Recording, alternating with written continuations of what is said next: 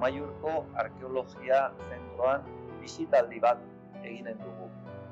Abuztuan 8 zabaldu genuen lehenengo aldiz zentro hau, eta bertan aurkituko ditugu gure gaztelu zahar honetan lurrazpian aurkitutako aztarna eta material arkeologiko ikusgarrienak.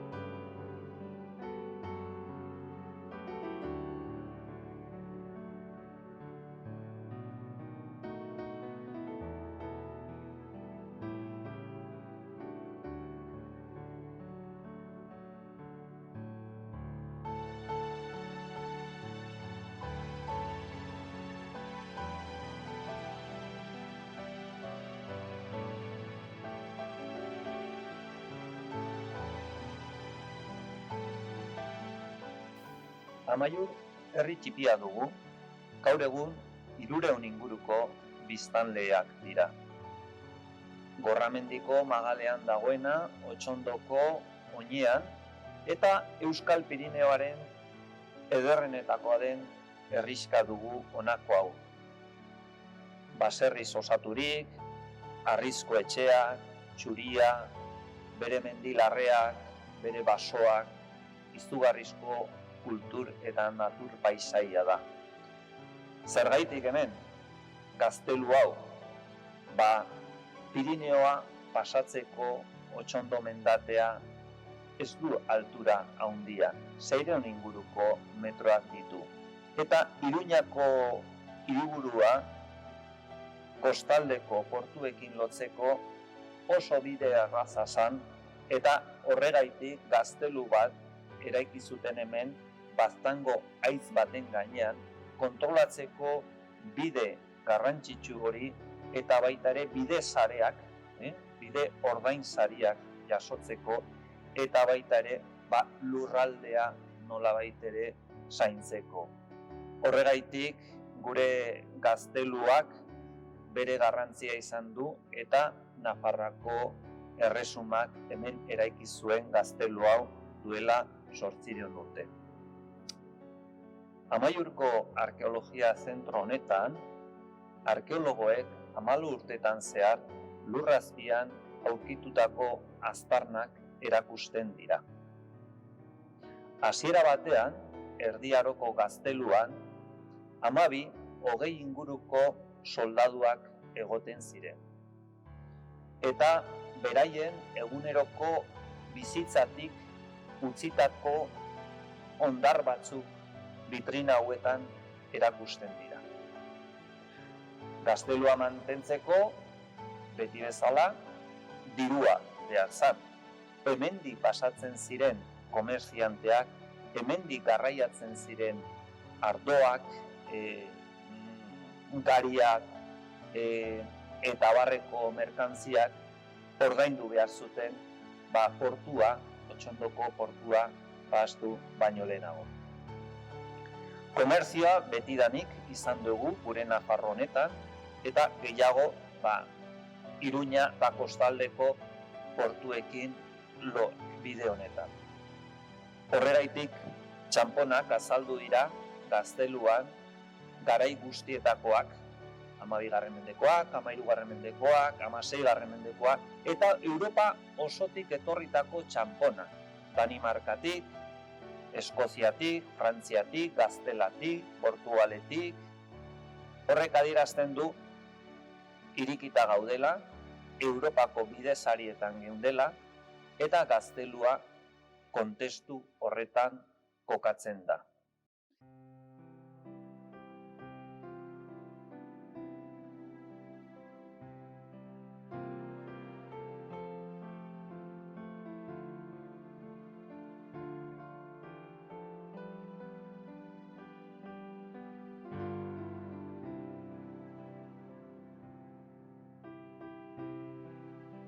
soldaduek armak erabiltzen zituzten, eta horietako batzuk hemen erakusten ditugu. Adibidez, lantza punta eder bat, izugarri ondo konserbatua, ia 25 zentimetrokoa, edo ohikoak direnak gezipunta, arkuekin eta ballestakin erabiltzen zituztenak. Burdinezkoak dira eta denboran zehar mantendu dira.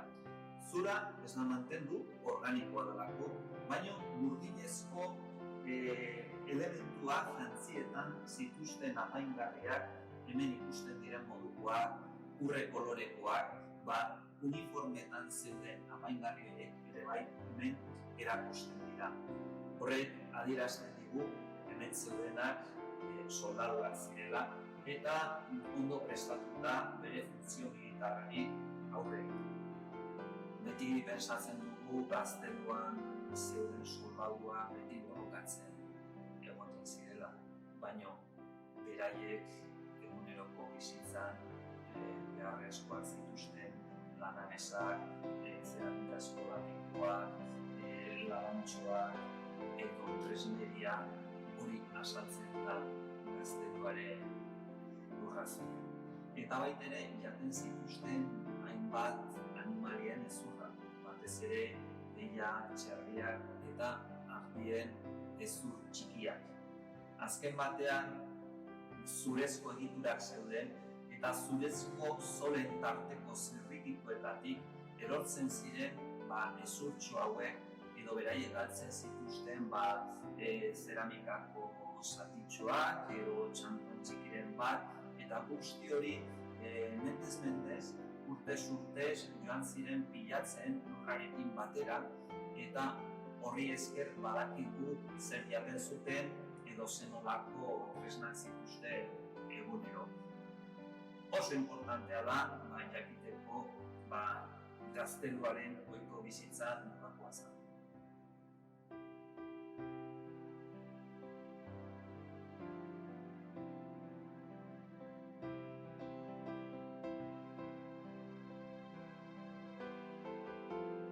Zorionez, Nafarroako Erdi Aroko erresumak bere diru kontu guztiak txukun idazten zituen.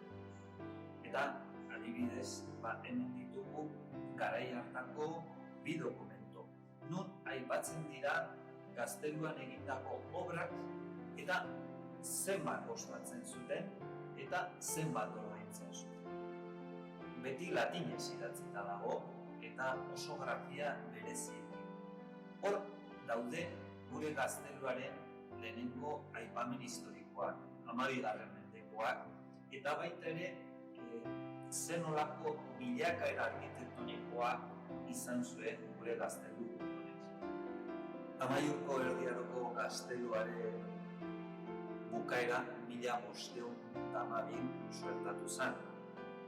Hain zuzen ere, Nafarroako konkistaren hasieran.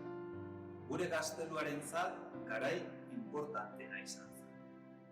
Gazteluarentzat eta baita ere Nafarroako erresumarentzat. Zeta Erdi Aro arte Nafarroako erresuma independente bat zen Europako kontestuan. Garai hartan, Eskozia ere bai erresuma independentea zen, edo Granadako erresuma ere bai independentea zen. Konkistaren ondorioz, gure Amaiurko gazteluak transformazioa eta aldaketa handien izan ditu. 1512, konkistaren ondorioz, arma berriak etortzen dira Nafarroan, artilleria zabaltzen da, eta konkistatzaileek erabakitzen dute Amaiurko gaztelua handitzea eta baita ere Iruñeko gaztelua handitzea. Behar zuten hemen Baztango txokonetan gaztelu potente bat eta egokituta artilleriari aurre egiten. Ikusten baduzue, atzekaldeko plan honetan, berdez dagoena da Erdi Aroko gazteluen mugak eta harresia. Eta konkistatzaileek erabakitzen dute Erdi Aroko gazteluari gehitzea bi baluarte. Bi baluarte gogorragoak, handiagoak, kainoiei aurre egiteko, eta baita ere beraien goiko plataforman kainoiak jartzeko. Horrela, lortzen zuten gotorleku sendo bat aurre egiteko etsaiak. Amaiurko gaztelua handitzen dute eta soldadun kopurua baitere handitu egiten da. Horregaitik behar dute hurbiltegi berriagoa eta handiagoa. Eta eraikitzen dute hurbiltegi bat. Eta hori da beste obra importante bat. Zeta gaztelu batek behar du bere barnean ur garbia. Urik gabe gaztelu bat segitu errenditu egiten zen. Espainia konkistatzaileek bertze gazteluko ate bat blindatu zuten eta hortarako Donestebeko aroz bati enkargatu zioten lan hau. Lan honen fakturak eta lan honen kontratua artxiboan jasota daude. Oso historia polite da honako hau. Zeta azken batean ate hau gure gazteluan 7 urte inguru egon zen. Eta gero, 1822an, errenditu zanean, konkistatzaileek oparitu zioten jatorrizko atea Ursuako jaunari. Geroztik, jatorrizko atea Jauregi Zarrean konserbatuta dago, Arraiozko Jauregi Zarrean.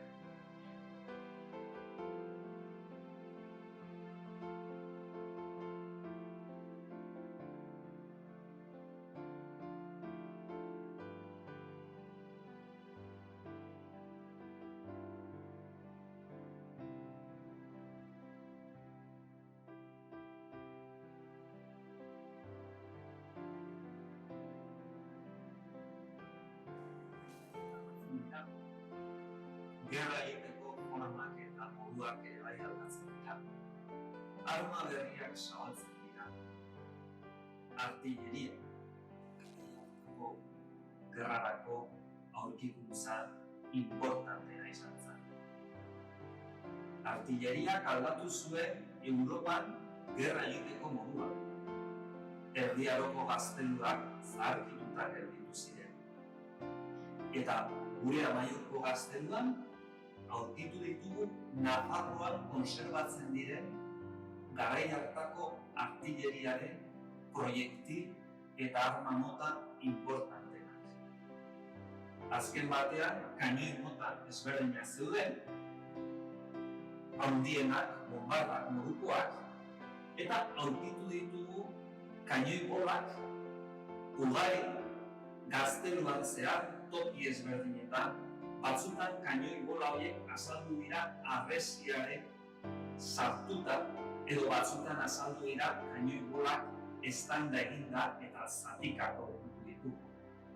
Pentsatu behar dugu, kainoi bola bakoitzak 14,5 kilo zituztela. Eta guztiak daude burdinez egindakoa, mazizuak dira. Bertzelako proiektilak aurkitu ditu.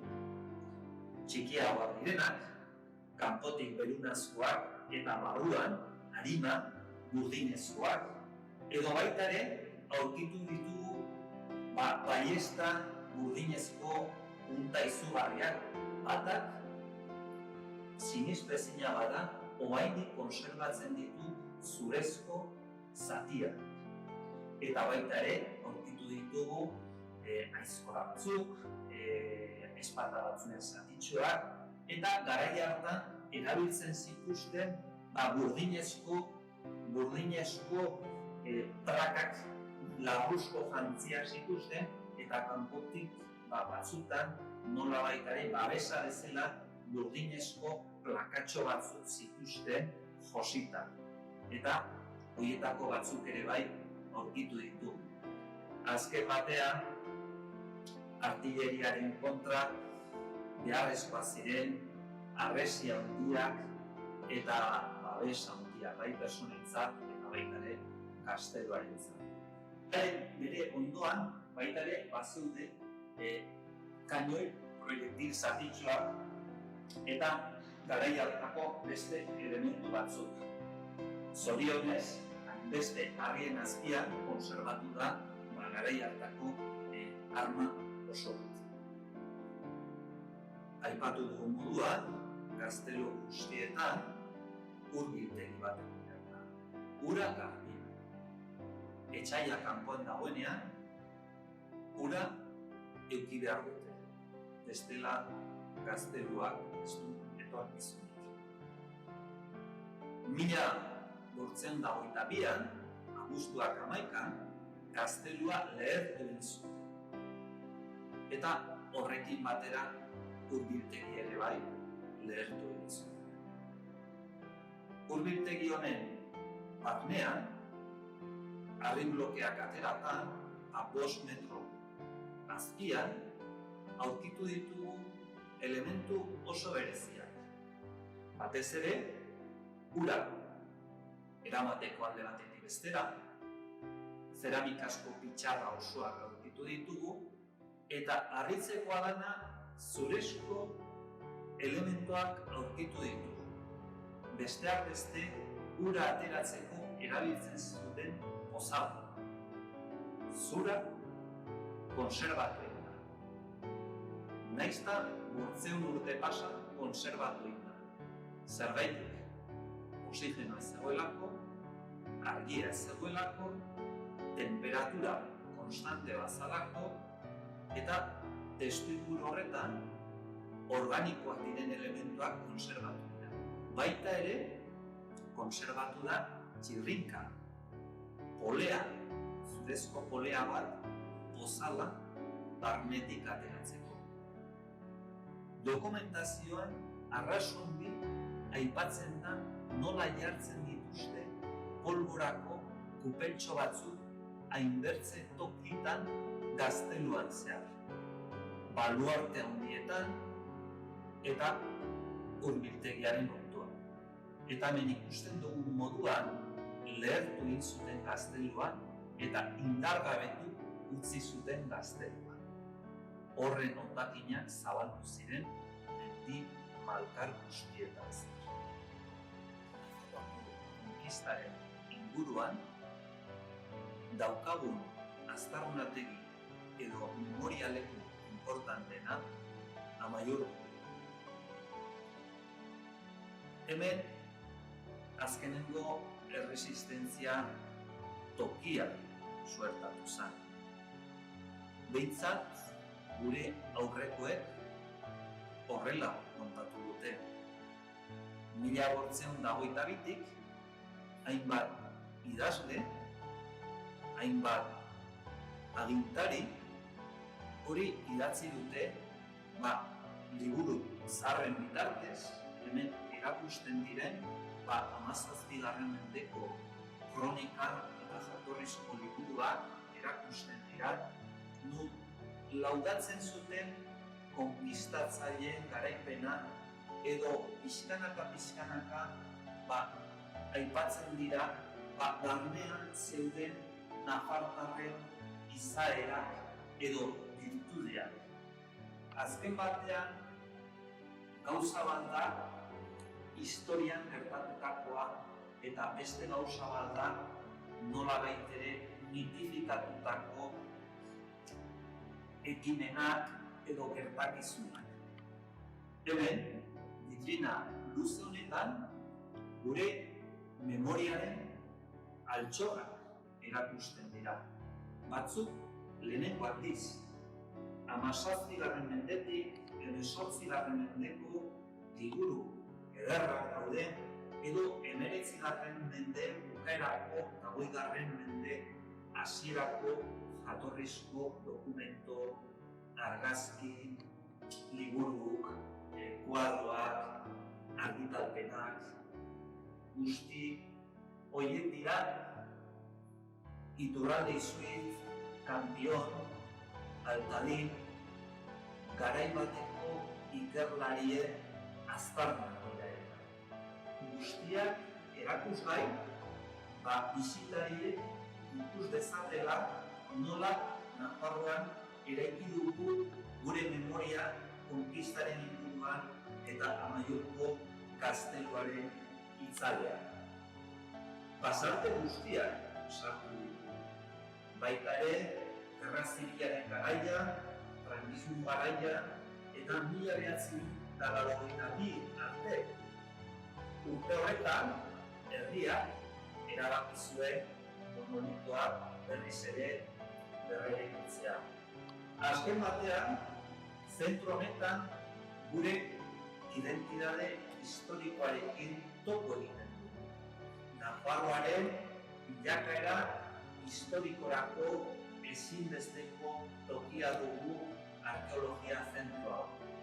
Guztiok bisitatu beharrekoa eta guztiok gure historiarekin nolabait ere topo egiteko, ikasteko eta izaera kritiko batekin bakoitzak bere ondorioak atera ditzake.